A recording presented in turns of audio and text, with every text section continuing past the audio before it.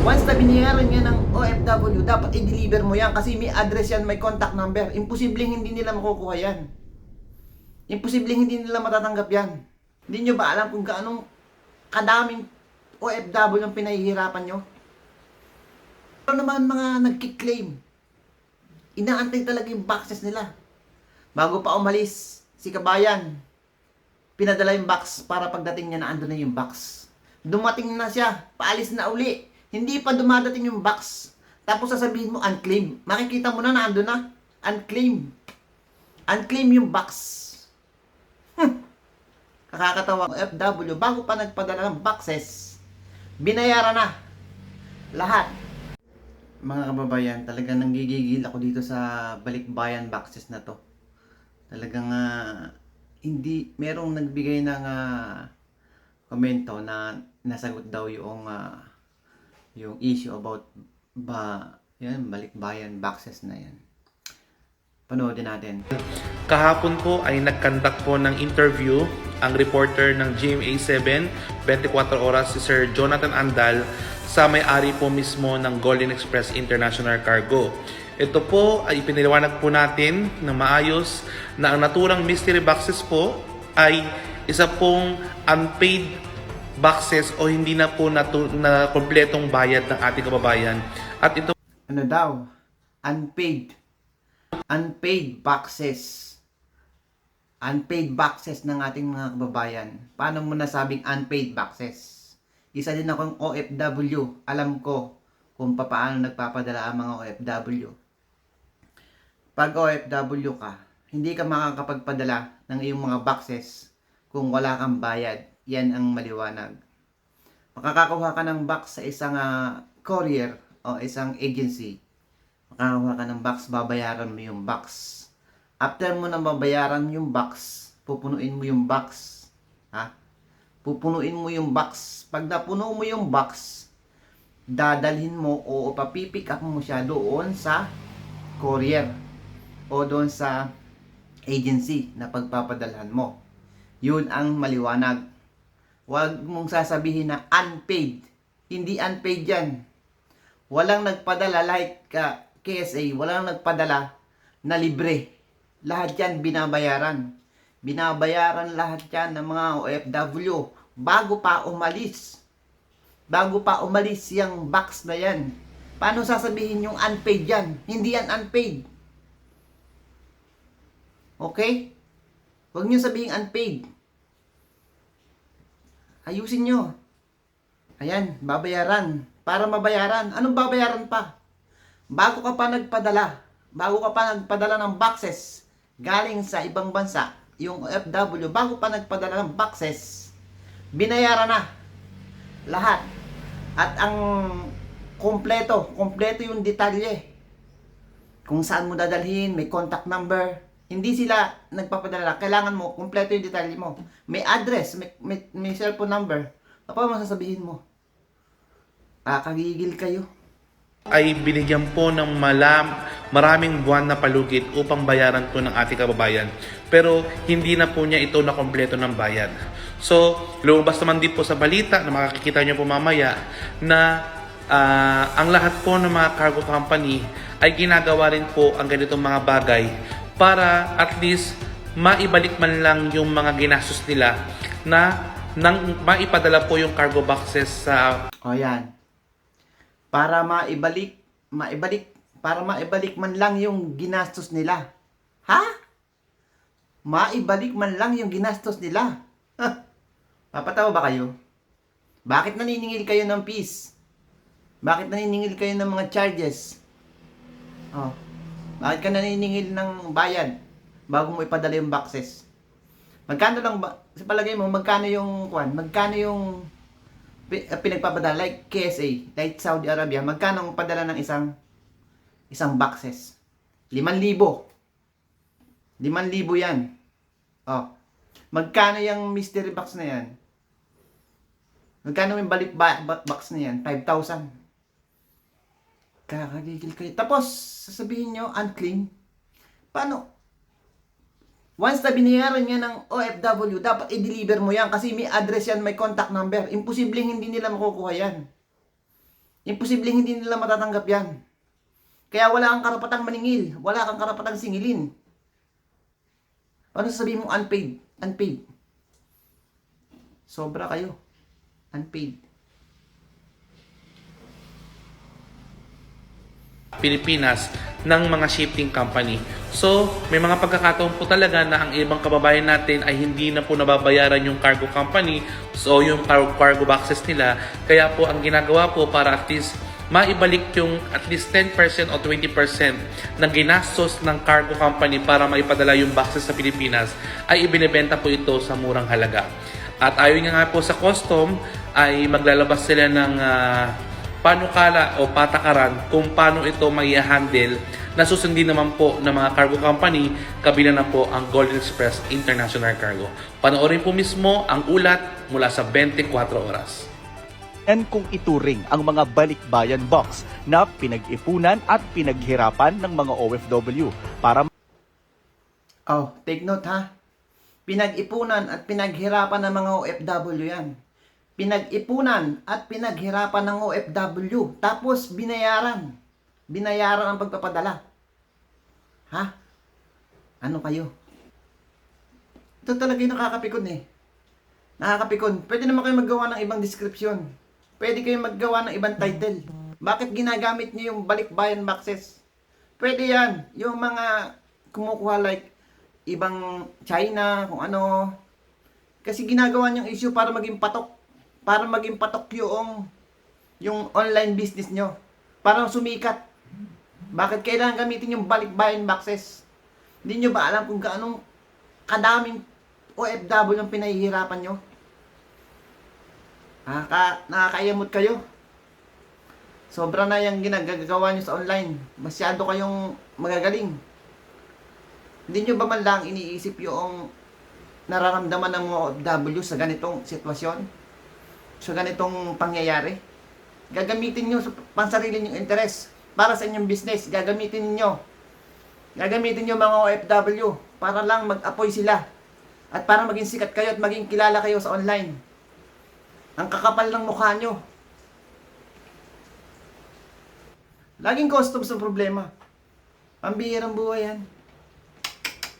Nakakagigil. Hindi ka nang gigigil. Siguro sa mga normal lang, pero yung katulad naming OFW, nakakagigil talaga. Magagalit ka talaga. Ha? Tigil nyo na yan. Paggamit ng mga pangalan ng OFW para lang sumikat kayo. Para pumato kayo. Bihira. maipadala sa kanilang mga kaanak lalo na kapag kapaskuhan. Pero sa Facebook, may mga nakikita kaming post na nagbebenta ng mga unclaimed balikbayan box na ang ilan sa presyong 5,000 pesos lang. Nagpadala kami ng mensahe sa seller pero hindi pa siya sumasagot. Ang ganitong kalakaran iniimbestigahan na raw ng Bureau of Customs. Kabilang ang viral ngayong video ng isang content creator na nakabili raw ng unclaimed balikbayan box. Iimbestigahan natin kung saan yung source Hindi alam yung at source. anong balikbayan access ang Posible. binibenta online. Paglilinaw naman ng customs, hindi sila ang nagbebenta ng mga unclaimed balikbayan box. Normally po, ang ginagawa nating handling sa balikbayan boxes ay binibigay din ho natin sa mga may-ari ho na ng mga kahon dito sa pamilya ng mga OFWs. Ang ilang cargo company naman inamin na nagbebenta nga sila ng mga unclaimed package sa presyong 3,000 to 5,000 pesos sa mga online trader. Pero ito yung mga package na higit isang taon nang nakatambak sa kanilang bodega na ginagastosan nila ng storage fees. We have spent money to mobilize the cargo from their homes, okay, and shipping it all the way and sending it to there and keeping it in safe and secure custody with us. So at least Isang taon na nakatambak sa kanila. Yung mga isang taon nang nakatambak sa kanila. Eh bakit hindi niyo na-deliver yan? Isang taon nang nakatambak sa inyo. May address, may cellphone number. Yung boxes na yan. Kumpleto ang dokumento niyan. May address at may cellphone number yan. Ang tanong, bakit hindi niyo mai-deliver? Ha? Tapos sabihin niyo unclaimed. Tapos andyan pa. Tapos sasabihin nyo, hindi na babayaran. Anong hindi babayaran? Wala na kayong dapat singilin kasi simula pa nang ipinadala yung boxes na yan, binayaran na yan. Tapos sasabihin nyo hindi. hindi nabayaran. Mali. Mali yan. Talagang napakalaking kamalian yung pinagagawa ninyo. And then, tapos meron naman mga nagkiklaim. Inaantay talaga yung boxes nila. Bago pa umalis si Kabayan, pinadala yung box para pagdating niya na ando na yung box. Dumating na siya, paalis na uli. Hindi pa dumadating yung box. Tapos sasabihin mo, unclaim. Makikita mo na ando na. Unclaim. Unclaim yung box. Kakakatawa kayo. Ano ba to? Para saan ba itong ginagawa niyo na to? Para sumikat kayo? Nakakapikon kayo? Ito ay isang malaking kalokohan na pinagagawa ninyo. Para mahirapan yung mga OFW. Pwede naman yan. Pwede naman mangyari yan. Like, nag-order ka like China, Alibaba, kailangan mo ng forwarders. Siyempre, babayaran mo yan. Meron talagang babayaran ka sa customs. Pero, pagdating sa balikbayan box, ibang usapan yan. Hindi pinag-uusapan dyan yung unpaid. Walang unpaid. Walang unpaid boxes ang mga OFW. Bago pa ipadala yan, binabayaran na. Binabayaran na yan sa mismong agency o sa courier na pagpapadalhan. Ultimong box, may bayad. Ultimong box, may bayad. Tandaan nyo, may bayad yung box. Bukod pa doon sa fee na bayad ng pagpapadala. Bago sasabihin nyo, unpaid. Sira ulo ba kayo?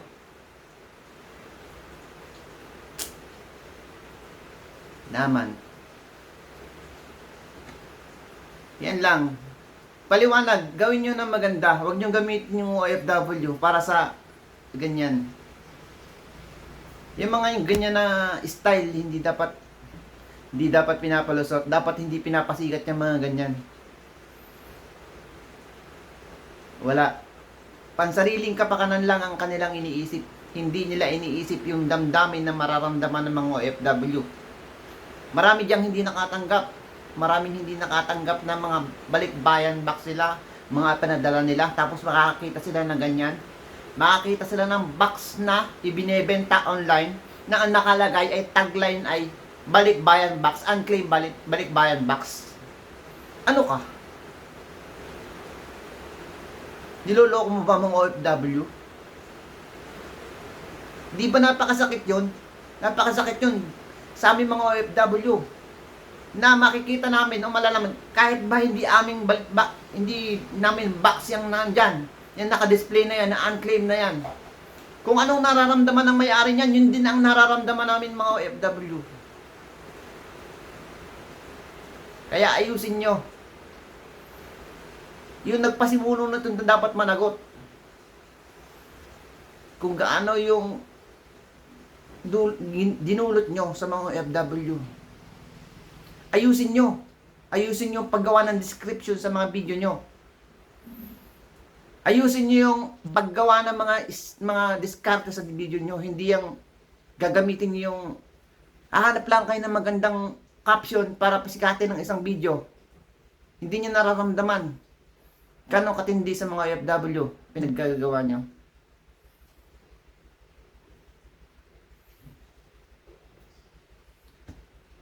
Sobra kayo. Sobra ang pinagagawa nyo. Tandaan nyo yan. Para sa mga kapwa OFW ko to.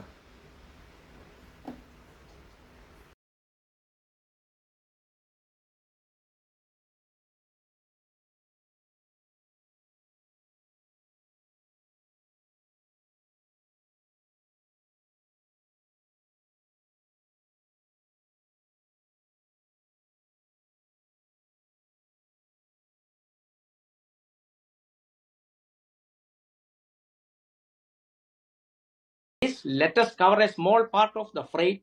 Tinatawagan naman daw muna nila ang mga nagpadala bago mag-dispose. Yun nga lang, hindi na raw makontak ang iba. Pero merong mga OFW tulad ng nurse sa Canada na si Buena na nawawalan ng balikbayan box na 2019 pa niya ipinadala papunta sanang Cavite. Hindi raw kasi nakabayad ng fees sa Bureau of Customs ang kinuha niyang courier sa Canada na kalaunay nagdeklara ng bankruptcy. Pero nang magtanong siya sa customs, hindi raw matunton kung saang pantalan naroon ang kanyang bagahe. Gayunman, kung makukuha man ito, sinabihan daw silang kailangan munang magbayad ng 18 to 20,000 pesos. 18 to 20,000 po, napakamahal. Mas mahal pa kasi sa Parang ibigay ko na lang laman? sa family ko, parang hindi na worth it. Pero sabi ng customs, wala silang ganyang polisiya. Kailanman po ay hindi po na tayo nag-demand ng babayaran para lamang ho makuha nila yung kahon. Kung mapatunayan po natin yan, we will make sure po that we will file administrative cases and we will suspend or terminate po itong empleyado na ito.